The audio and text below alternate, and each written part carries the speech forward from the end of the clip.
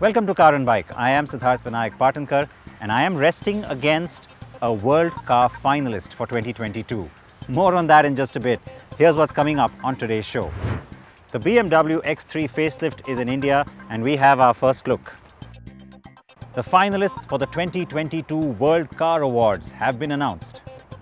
And Yezdi is back. We have all three brand new motorcycle models for you on the show.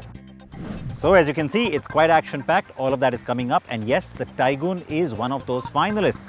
We'll take a look at those different categories in a bit. First up though, as promised, the X3 LCI. What is that? Let's take a look at the car.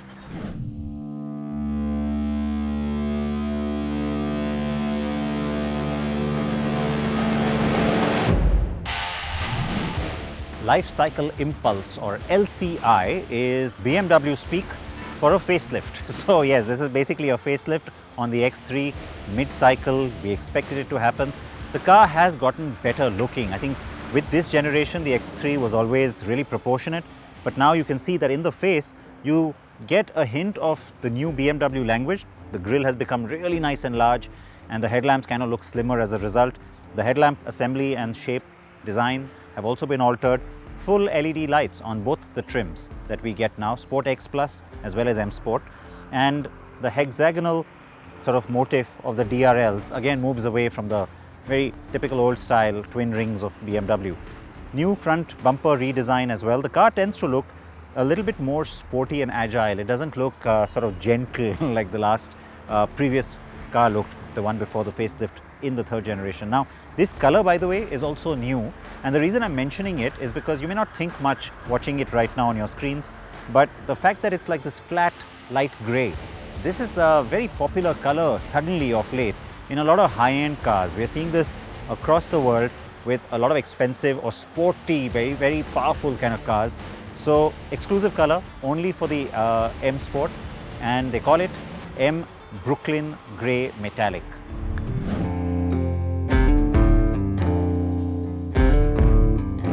Two different alloy wheel patterns depending on the trim. The M Sport gets this design, and interesting, the car with me has 20-inch wheels. 19-inch is what you get as standard. It was an early bird offer, if you will. Only the first 50 customers got the 20 inches. Go figure. At the back is where you see the biggest change. The tail light's really sexy. It's a all new design, kind of un-BMW like. It's also not incongruous and not sort of stepped as it used to be with older BMWs. This looks really attractive, especially at night. That signature really catches your eye. The 30i badging, of course, is the petrol car that's coming in right now. Only diesel, BMW says, might come later.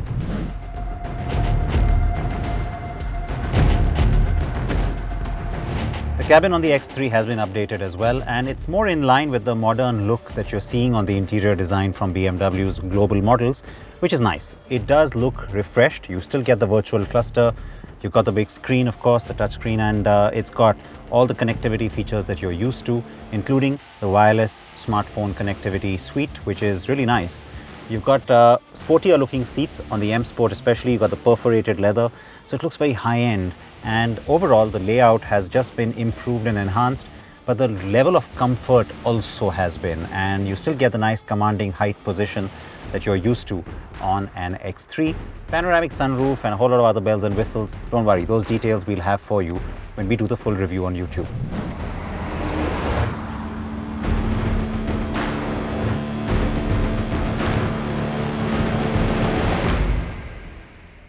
So that was our quick look at the new X3. Seshan has driven the car, and you have the full review on our YouTube channel soon. Now let's talk about the 2022 World Car Awards. The finalists have been announced, which means we have a short list across all categories, and there's not one but two made in India cars. Yes, the Taigun is one of them. Take a look at all the contenders and find out which one is the second.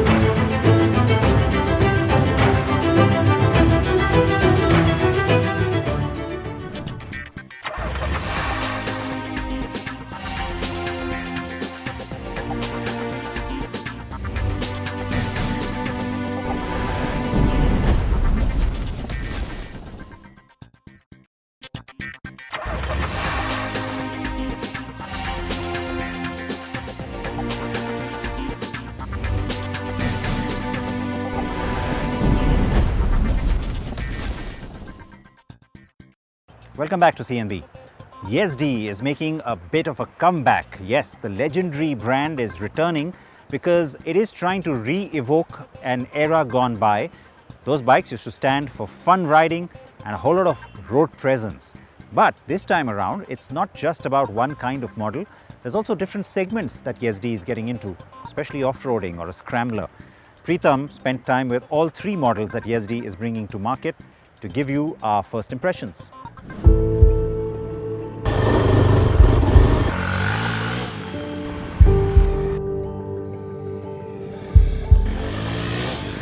The legendary Yezdi motorcycle brand, known as much for its fun-to-ride bikes as for their presence in Indian popular culture in the 1970s and 80s, makes a comeback.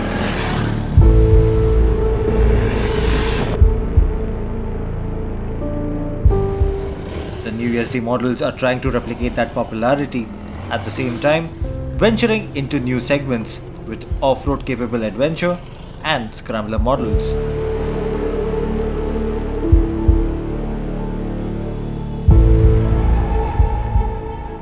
The new Yezdi motorcycle range promises adventure, a bit of nostalgia, as well as inroads into new territory with the most affordable scrambler on sale right now.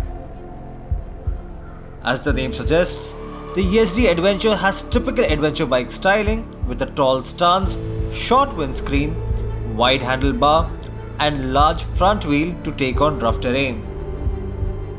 It gets a larger 15.5 litre fuel tank and also features additional mounting brackets along the fuel tank as well as the tail section.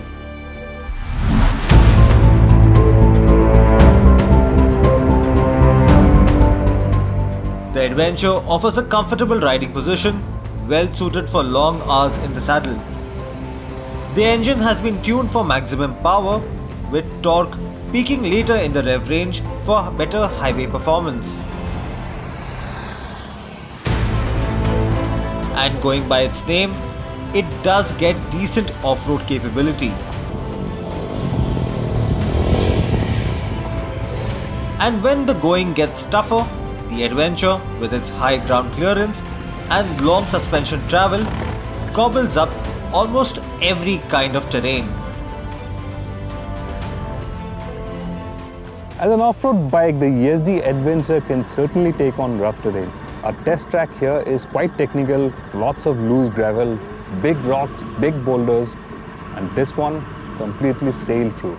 The engine on the Adventure has been tuned for the maximum power so that you can cover long distances on the highway at relatively high speeds. Peak torque is also quite respectable, kicks in at 6,500 RPM.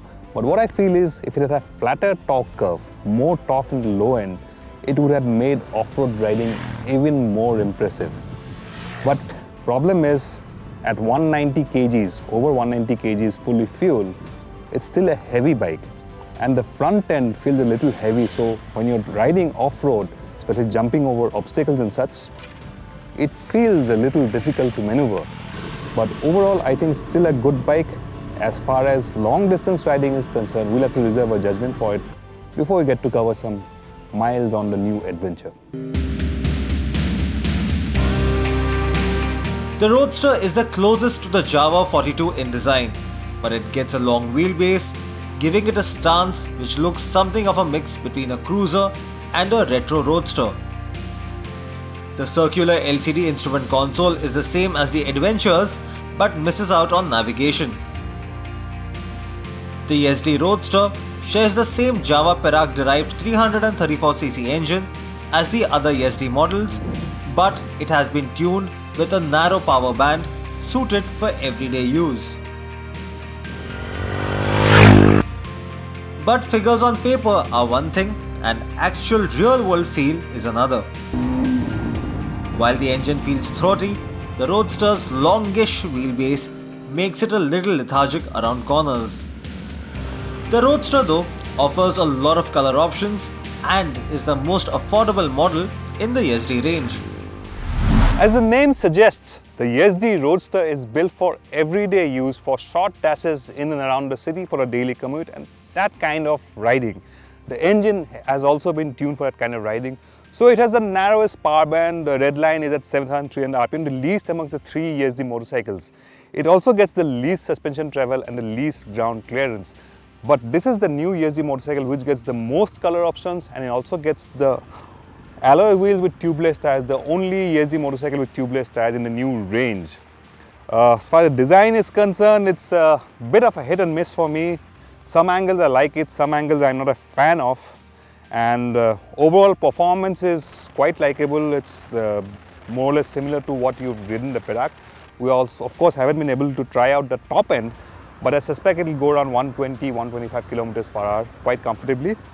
On the dynamics front though, I would go out on a limb and say I prefer the Java 42 over the Yezdi Roadster. That's more agile and planted. But if it's the real Yezdi, the old Yezdi two-stroke design that you're looking for, it's the Roadster, which is the closest to the old Yezdi bikes.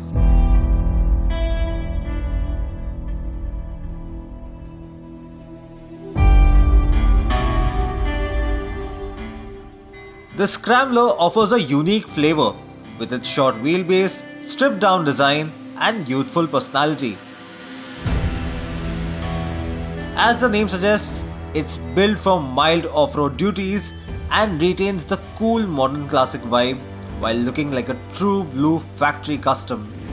It has a striking pose with a round headlamp, teardrop shaped fuel tank and chrome finished dual exhausts. The tall and wide handlebar offers a comfortable riding position, and being the lightest with the shortest wheelbase, dynamically the Scrambler feels the most planted and agile. Ride quality is on the firm side but not very hard. Although a longer ride over a few hundred kilometers will possibly reveal how practical it may turn out to be. The engine has been tuned for the least power and torque on the Scrambler, but that's only a part of the story.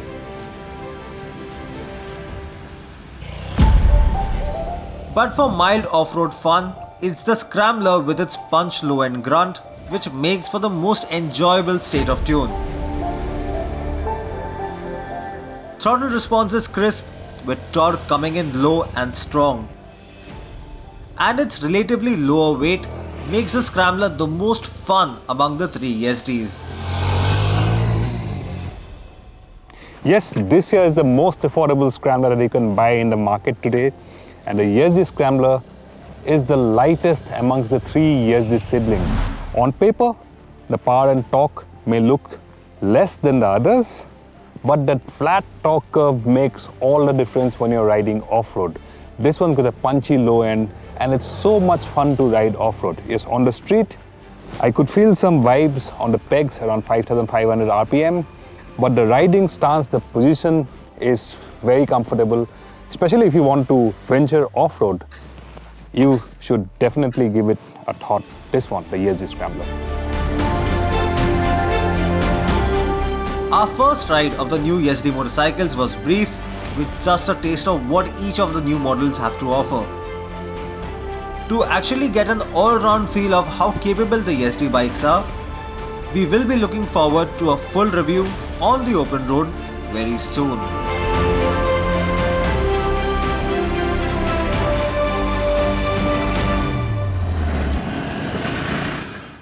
Yezdi returning to the market to capture your imagination. Please react to those bikes, react to the World Car Finalists, including the fact that there are Indian-made cars in the fray this year, and of course that new X3 that you saw at the top of the show. Reach me at Sid Patankar on Twitter or Instagram, and please promise me you'll wear your seatbelts. And remember, things around us still a little bit iffy, so it doesn't hurt to mask up. Join us next week.